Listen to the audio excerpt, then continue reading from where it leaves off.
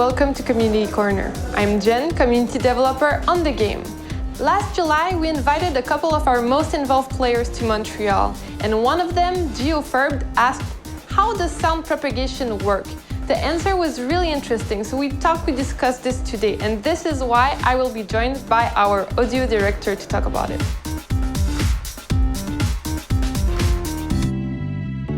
All right, well, hi LP, thanks for joining me today. First off, let's start with the basics. How is spatialization usually done in games? So typically, what you'll find in games is what we call occlusion. Occlusion is you have a sound on one side of a wall and you're listening from the other side.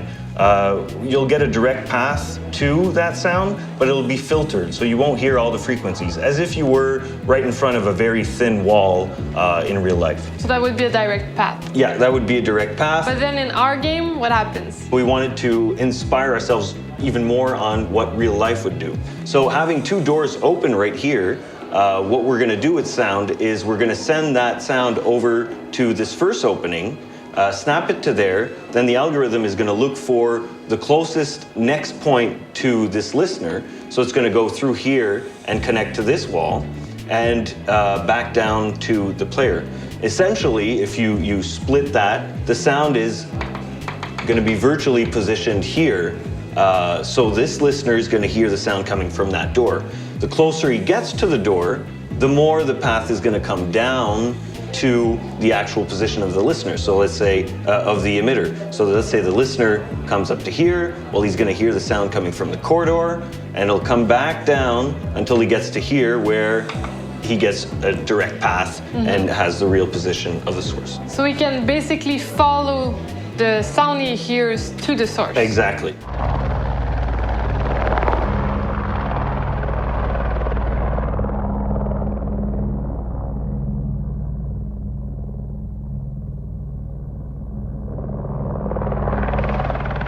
And what happens if, let's say, this guy over there, the sound emitter, gets close to the wall and starts banging on it, putting, let's say, a breach charge? So as if it would be in real life, if I bang on this wall and you're right beside it, you're going to hear the banging on the wall. So when somebody places a breach charge, breaching charge is ready.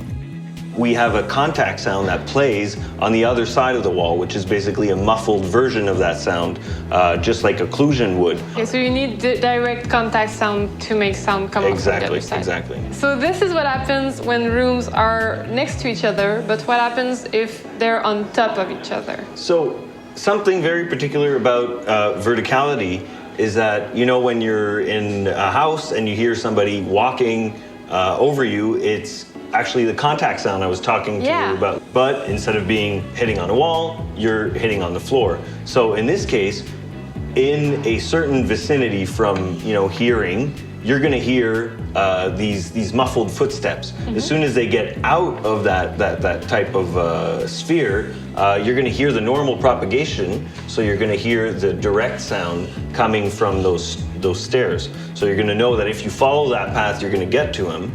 But that added extra information of, oh, he's right over me, well, that can help a lot with, breaching traps and also line of sight floors. So you could decide to shoot him through the floor as well. Yeah. And then what happens once we introduce destruction? As we use destruction as line of sights, you can use destruction as line of sounds if you want. So let's say you want to make sure you hear somebody coming from that direction, take a shotgun, blow a hole in the wall, and that sound is going to come from that hole if it's the shortest way to hear the sound.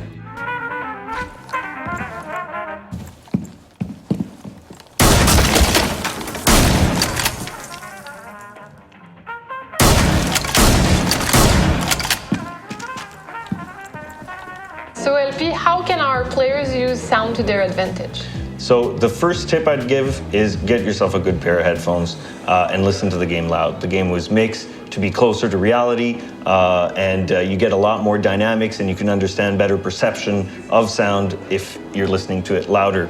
The other thing is that there's a lot of sounds that were put in there as feedback. It's super natural, it feels realistic, and they give really good feedback on where the enemy's going to breach. So yeah, that's what I'd say to get the best experience. All right, well, thank you so much, LP, for taking the time. And thank you for joining us. We hope you enjoyed this conversation. If you want to join the discussion or ask a question, head over to our forums or to our subreddit. See you next time on Community Corner.